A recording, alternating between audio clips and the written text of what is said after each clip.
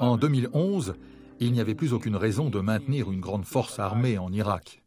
Nous voulions seulement y garder entre 5 et 10 000 hommes chargés de faire de la formation, du contre-terrorisme et du renseignement dans une région et un pays encore instables. Mais on ne peut pas dire que le départ des troupes américaines ait changé quoi que ce soit dans la dégradation politique de la situation. Une armée n'a aucune influence sur le plan politique.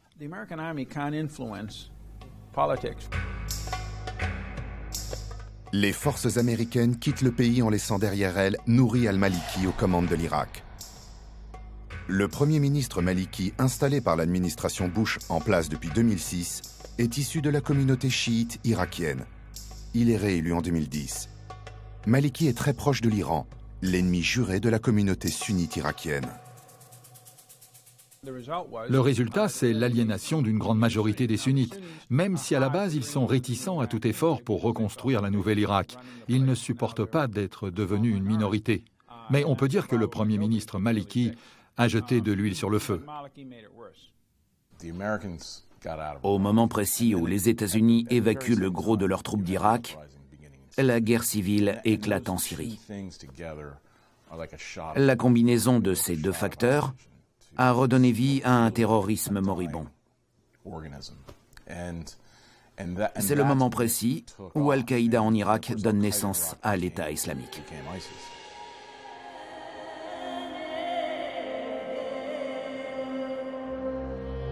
L'État islamique est intimement lié au destin d'un homme. Al-Baghdadi est issu d'une famille rurale pauvre. Il s'établit à l'ouest de Bagdad alors qu'il est âgé d'environ 18 ans. Il suit des études islamiques. Vers l'an 2000, Al-Baghdadi est marié et père d'un fils. Il prêche dans une mosquée quand l'Amérique envahit l'Irak. Il rejoint alors les insurgés et forme sa propre faction, l'armée du peuple sunnite. Il prend à cette occasion le surnom d'Abu Douwa. C'est un homme de l'ombre. On sait peu de choses sur lui.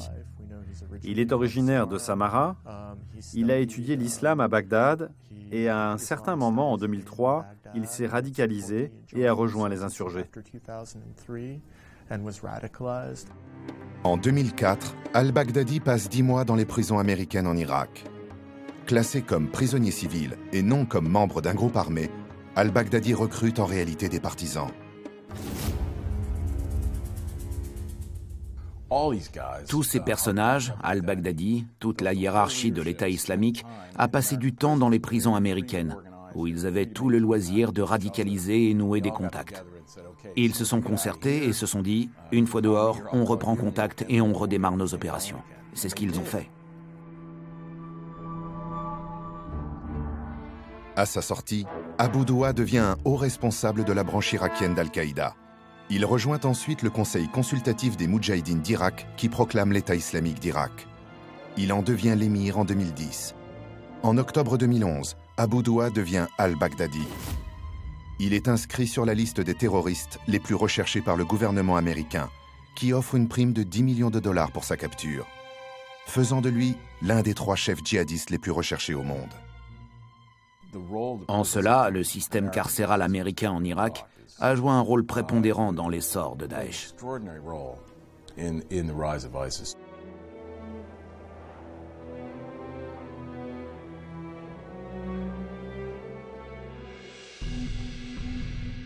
L'État islamique d'Irak, créé en 2006, est une alliance de groupes armés djihadistes dont fait partie Al-Qaïda en Irak, avec une trentaine de tribus sunnites représentant 70% de la population de l'Ouest irakien.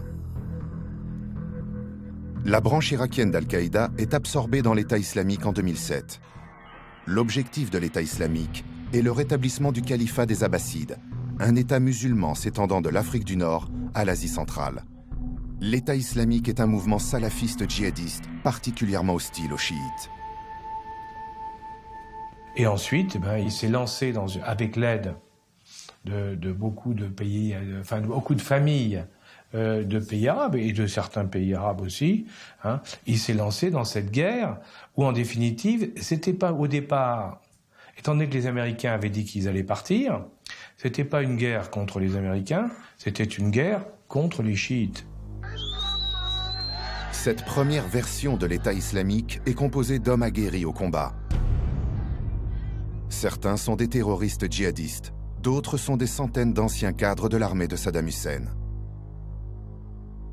En général, une guérilla, ça prend du temps à se constituer parce qu'il faut trouver des armes, il faut trouver des recrues, il faut commencer à savoir se battre. Là, non, on avait un matériel déjà prêt de gens qui avaient le savoir-faire, l'argent, les armes et qui tout de suite ont passé au terrorisme.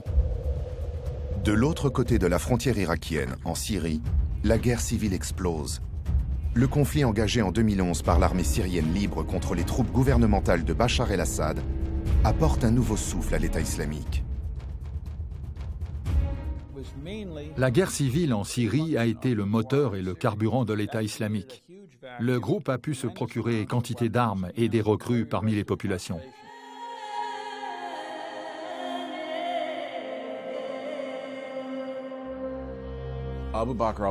Quand cette guerre éclate en Syrie, Abu Bakr al-Baghdadi, le chef de Daesh, envoie 6 hommes en Syrie de l'autre côté de la frontière irakienne en leur demandant de créer la branche syrienne de Daesh. 6 hommes seulement traversent cette frontière. Et en à peine un an, entre fin 2011 et fin 2012, ils montent des opérations militaires dans toute la Syrie et deviennent ainsi le groupe combattant le plus puissant du pays. En 2013, Abu Bakr al-Baghdadi annonce avoir rebaptisé l'État islamique d'Irak sous le nom d'État islamique en Irak et au Levant. Le nouveau leader d'Al-Qaïda, al-Zawahiri, refuse de valider la création de Daesh. Devant ce refus, Baghdadi prend ses distances avec al-Zawahiri. Il revendique aussi la paternité des combattants syriens d'Al-Nosra, créés à l'origine par Al-Qaïda. Pendant la guerre civile syrienne, les troupes de l'État islamique exécutent presque systématiquement les militaires syriens faits prisonniers, ainsi que les rebelles syriens, y compris les combattants d'autres groupes djihadistes. Après avoir conquis des villes syriennes comme Raqqa et engrangé des succès militaires, Daesh repasse en force en Irak. Les conditions locales ont permis aux sunnites qui formaient le noyau de ce qu'on appelle le Daesh de prendre de la force, de disputer l'hégémonie à Jabhat al-Nosra, représentant d'Al-Qaïda. Ils reviennent en force en Irak au début de 2014 et s'emparent rapidement de la ville de Falloujah, située à l'ouest de Bagdad. Ils ne font pas grand-chose pendant les 5 mois qui suivent. Si la prise de Falloujah a été aussi facile, c'est que Maliki avait évacué l'armée irakienne à la demande de la population.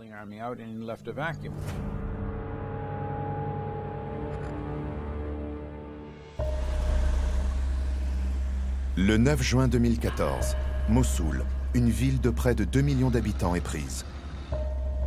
Dans la foulée, c'est ensuite la région de Kirkouk, riche en gisements pétroliers, qui est directement menacée.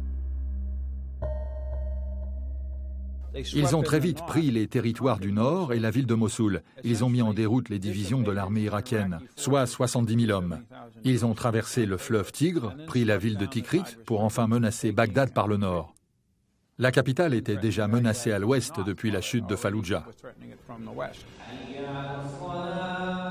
C'est alors que l'État islamique en Irak et au Levant annonce rétablir le califat. Après des années de clandestinité, Abu Bakr al-Baghdadi apparaît publiquement pour la première fois à Mossoul le 3 juillet 2014. Dans la grande mosquée, il appelle tous les musulmans à lui obéir pour mener la guerre sainte. L'Occident découvre l'horreur mise en scène par l'État islamique. Les exécutions par décapitation filmées par les bourreaux.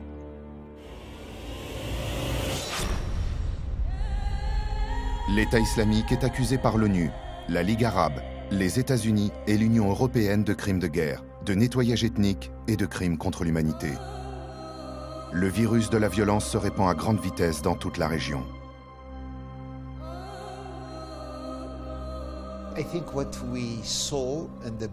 Avec Daesh, on assiste à l'avènement d'une 3e génération de groupes terroristes.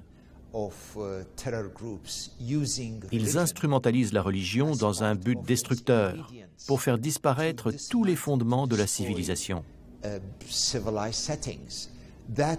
Cette nouvelle graine, ce nouveau virus, ne peut se développer que dans un environnement de chaos. Et la première chose qu'il doit faire pour survivre, c'est créer encore plus de chaos. C'est un mécanisme de survie. Donc le sectarisme est un ingrédient du chaos. La terreur fait partie du chaos. Plus il y a de haine et de destruction, plus il se développe. Cette graine peut se développer dans tous les segments des sociétés où il n'y a plus ni espoir ni entraide.